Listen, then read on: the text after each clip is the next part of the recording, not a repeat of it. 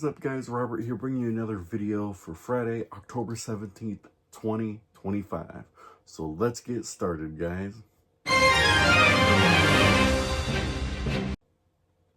Of course, got to kick off this new segment with PS6 rumors.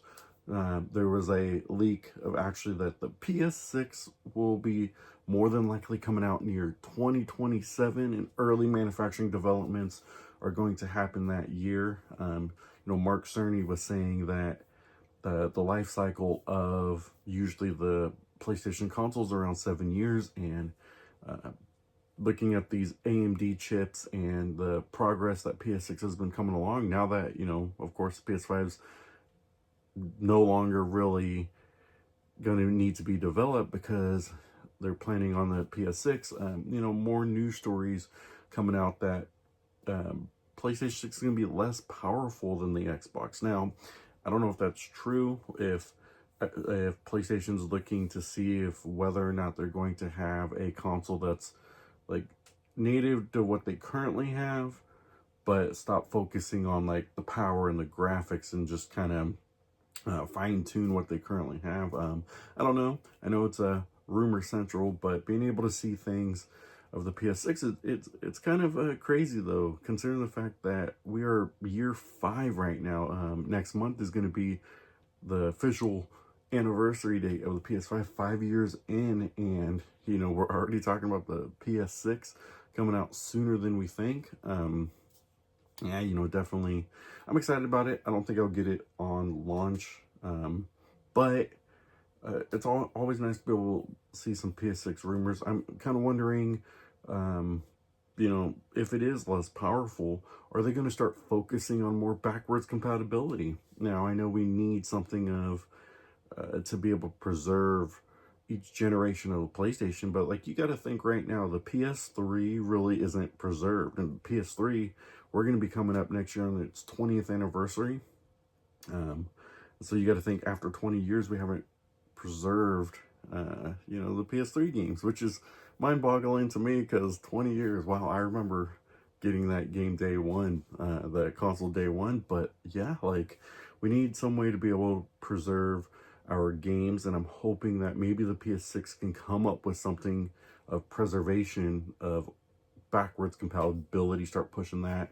I know that they're probably going to want to focus more on digital, but what I am hoping, I did hear rumors that like the PS6 is going to focus more on like the handheld generation. I'm hoping it isn't, because you got to think, Nintendo has that down. They have that handheld generation down to a T when they had Game Boy, the Advance, the Switch. Okay, so like, PlayStation's got to stop chasing a market like that they're only going to take out like a small portion. It's like 1 or 2% worth of sales of trying to innovate your next PlayStation console to, kind of similar to a Switch, make it handheld, portable. I don't think it works. I think what they need to do is, if the PS6 wanted to be more of a handheld version, instead of like a portal like you see back there, I think what they need to do is they need to have something that is like more of like the PSP, because remember, PSP sold a lot. PSP was really popular. They need something like that again. So yeah, PS6 rumors, it's about that time. Yeah, rumors keep creeping up. We don't know what it looks like. We just hear about whether or not it's going to be powerful, not powerful. But hey, rumor central, that's the way it is, guys. But yeah, come check it out. What are your guys' thoughts? Do you think the PS6 is going to be powerful? Do you think it's going to be as dominant as the PS5 was? Let me know in the comments, guys. Next week, the PlayStation catalog is going to be updated, and just before Halloween, been seeing a lot of these games. Silent Hill's coming out, Until Dawn, but the game that kind of piqued my interest, what's coming for the catalog, is Like a Dragon, the Yakuza series, a game I was mentioning some time ago. I'm interested in being able to try that and see what it's like. Definitely haven't played it. I played a little bit of the Yakuza series back in like the PS3 days. Yakuza 3 and 4, they weren't like, at that time I was more sports starting out. They got mainly into RPGs and then trophy hunting like crazy. So anything, you know, that took like 100 hours, you're kind of like, I don't really want to do it. But yeah, Yakuza Like a Dragon sounds like something that's going to be fun. But like, check this out. So you got Silent Hill 2, Until Dawn, and even Tekken 3 is going to join the premium. And so you got to think, the last couple Tekkens have not had trophies. I like the fact that the Tekken games are on the PlayStation Premium. You can play it for your classics, but I don't like the fact that they don't have trophies. We need to patch them with trophies so we can have all the Tekken Platinums there is. You know, that's just me having being a fan of trophy hunting. Of course, you know, looking to be able to retire in trophy hunting, but definitely want some more classic games that would be more interesting to be able to platinum, like a Tekken. I remember playing Tekken back in the day. I used to always play it in the arcade, which was fun. I just remember the whole, like, this game was fun. What's going on with this? And have a Tekken 4 and 5 out. And you might be able to find some arcades, if that's still a thing, that have Tekken. But yeah, definitely check out this new October lineup that's coming out soon, and definitely let me know what game you're interested in. I do think Silent Hill is pretty interesting because that recently you know, came out, has been pretty popular, but I think because of the Halloween, they're pushing more of the horror genre. And I know, as you know, I was talking about previously, I'm not a big fan of the horror genre, but I will try it if it's free. So that's just me. It's free. I will give it a try. But definitely, yeah, looking forward to some Yakuza after I get that Final Fantasy Tactics Platinum. And hey, you know what? Let's keep pushing and checking it out. So I know last week, I talked about our next story. The Ghost of Yotei sells, whether or not it was a flop or if it was a success. Rumor has it that Ghost of Yotei have sold about 1.6 million. You add in physical sales, you're looking closer to 2 million. But I was reading about that and, you know, asking you guys, do you think it was a flop? Now, you know, 2 million, that's a really good. A lot of games don't hit the 2 million mark, so that's good for Sony. But they say it's as big of a launch as Spider-Man 2. As you remember, Spider-Man 2 came out a couple years ago. Now it's done like 12 million in its lifetime. So Ghost of Yotei still has some time away. But what's interesting to me, though, is recently Battlefield 6 came out, and Battlefield 6 has the data of the sales. I mean, they even looked on Steam and things like that to be able to determine how many copies they sold within that week. And to me, it seems weird to me that PlayStation, it's taken this long for them to come up with their sales numbers of being able to say that, you know, even Ghost of Yotei sold 2 million in this time frame. Now it's been on what, like 2 weeks now, but how can Battlefield get it in less than a week, but Sony's still taking a long time? I don't know if they need to improve their process of being able to determine how, you know, many fans have purchased your game, because also you also got to think about this too. If you wish list it, that's kind of a you know, interest of saying, okay, well, I'm going to try and get this, and, you know, things like that. But even if you pre-order it, do you not count those numbers until,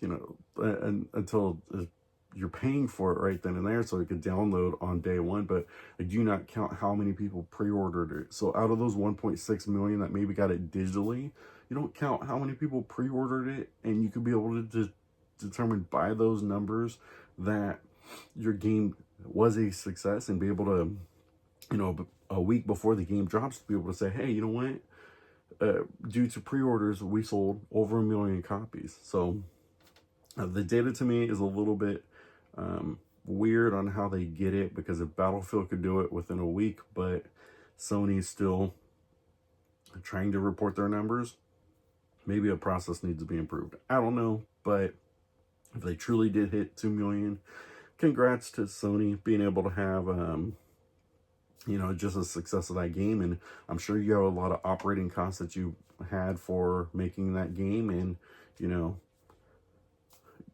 good for you to recoup your money back. So definitely check it out. Let me know your thoughts in the comments.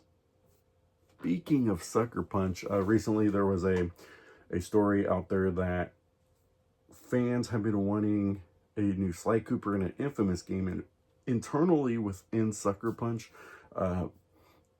they said about 10% want more of like a Sly Cooper game and things like that, but fans have been really pushing for more of these remasters, especially Infamous, which we haven't seen in a while.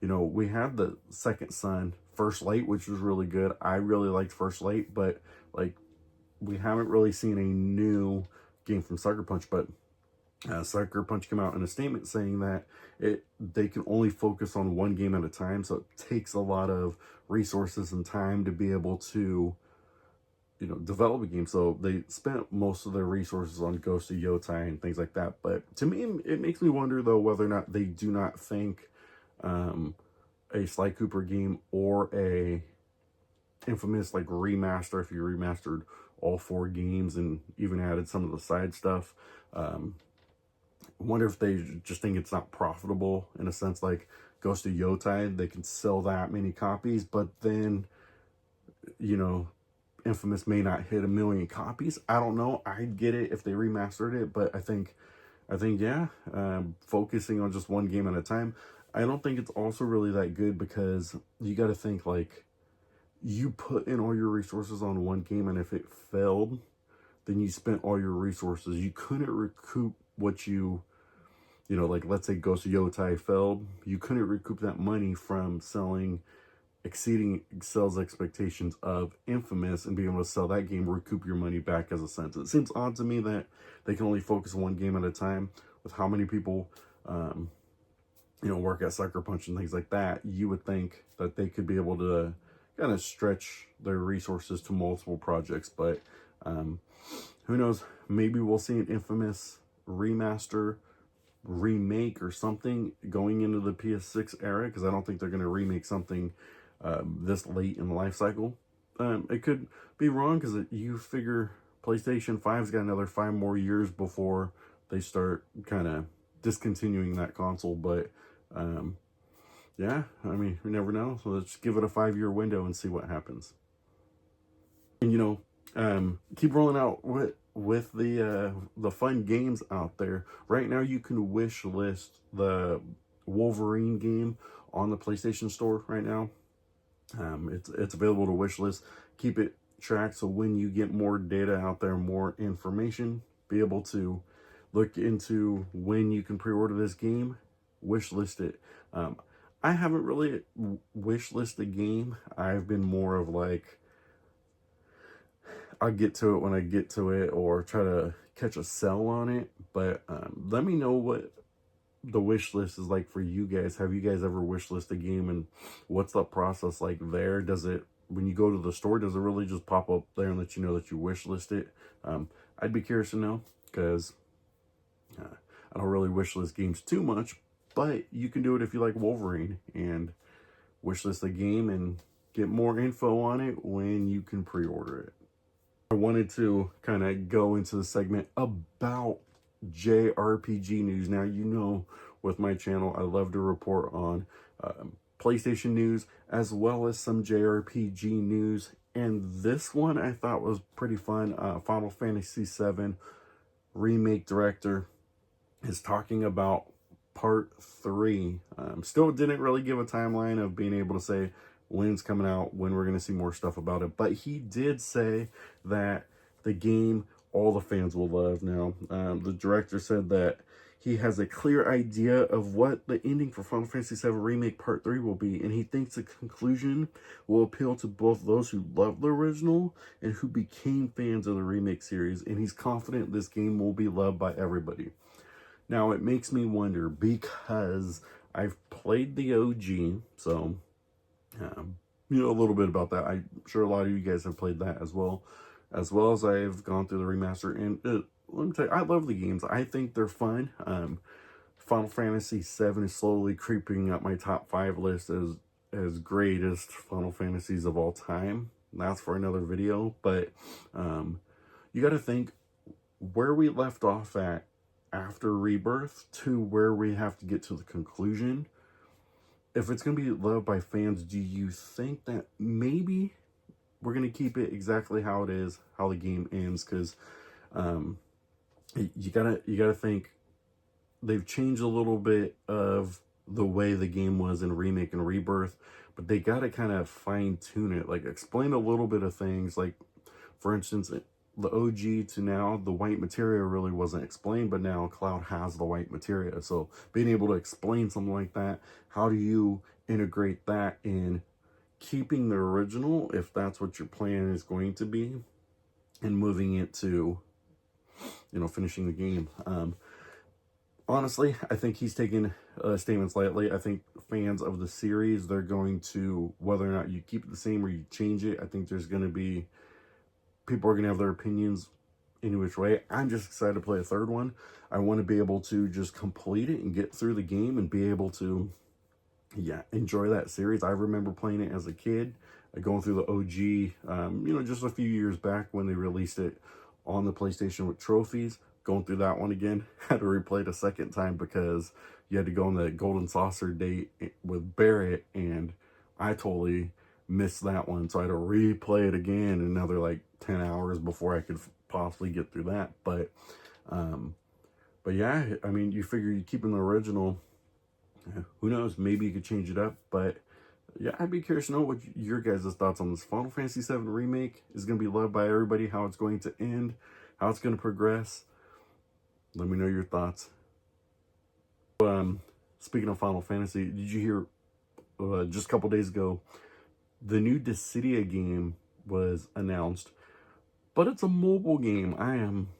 I don't know how you feel about mobile games. I'm not big on mobile. I think mobile is a great market, but I think it's only like a great market for specific types of games. I don't know necessarily, and I mean, it could be wrong, so let me know what you guys think. But I don't really see myself playing like 100-hour RPG on my phone when I could sit back and just play it on console. But like, I think the pixel remasters, I have those on my phone. I think those are great. You want to just jump in, build up your character a little bit, get some. I'm playing like Final Fantasy 3 on my phone, and being able to kind of get through that. But I can't see myself saying is I'm going to play Dissidia, then play multiplayer if they're going to add that component, which I'm sure they are, be able to play with somebody else online, and then the stability of my connection from my phone, if whoever I'm starting to play with on there, and things like that. And you look through all that. I'm not a big fan of series. I think they should have released it on PC first, see the reception there, kind of release it a console, and then downgrade it. I know there was recent talk I was having about how like Nintendo used to do something where like they made a Mario game on their main console, they made it for a Game Boy. I think companies need to start doing that, where Final Fantasy could have said, we'll make Dissidia on the PC, but then we'll scale one down for the mobile, and then maybe they can intertwine some way. But yeah, like, I'm disappointed hearing it's on a mobile. I will probably try it a little bit, like I tried Ever Crisis and things like that, but like I didn't continue playing it. I downloaded it and then I stopped playing it. So it's a lot of those, what people call gotchas, and they're the gotcha games and things like that. And you have to do a lot of microtransactions, and that's where I think the key is why they're releasing things like that, is because they want you to be able to say, oh, if you need a boost, you can buy extra boost. If you need this, you can buy that, and try to get you in that way. So I'm like, I can build my character up, get through the game faster. But I'm not a big fan of mobile games, especially for a franchise like Final Fantasy. I think they just need to make a full Dissidia game, and especially Dissidia fans love that game. Each iteration of Dissidia that came out. So definitely do a service to the fans of Final Fantasy and bring Dissidia to consoles, a new one at least. Let me know your thoughts in the comments. What do you think about this Dissidia Final Fantasy? I talked about it in my last video, but I'm not real. I don't know. It just doesn't have me saying, let me spend my money and pre-order this game. So let me know your thoughts. I went into the story kind of with EA Sports now. Not really EA Sports, but EA as a company. Recently, you heard that they sold off their company. It's going to go private for $55 billion, but employees kind of give an open letter about the future of it. They think that, it's not going to be in good hands because kind of the people who are going to own it are going to change up the way things are, and they're, afraid of layoffs, which of course, when you go private as a company, you got to think of things like that, which, hey, I agree with EA employees. Like, you got to think it could be in jeopardy of your job because when you get bought out, things like that. I hope it isn't the case, but that's usually what happens. And this group said that EA is not a struggling company with annual revenue reaching 7.5 billion and 1 million profit each year. EA is one of the largest video game developers and publishers around the world. Their success has been entirely driven by tens of thousands of EA workers whose creative skill and innovation made EA worth buying in the first place. So you got to think, I mean, if you put your heart and soul into the company like EA and you built games, you worked on Madden, you worked on Mass Effect, different things like that, and now all of a sudden this company's gonna buy it. Maybe the vision is gonna go away from what you got to work on and things like that. It seems kind of EA's in a rough place right now. I mean, EA's always been a company that, even though they've been profitable within the vision of what fans see EA as, hasn't been favorable. There have been times EA has been voted worst company, in video gaming, but yeah, I agree. I think having, when you buy a company and it's private, you got to hope that they can still retain all their staff, still keep their overhead costs, not really think too much like, oh, I'm gonna like there's a division that needs to be laid off or let go or something like that, because like, how do you scale, make that division more successful if like you're looking at things like that to be able to get rid of. But I mean, it's always a scary time when you see companies buying out and then they're always looking to go thin, how to maximize profit and things like that, and it usually starts with payroll, which is a sad thing to see. So I'm hoping EA can work out, with their employees, be able to help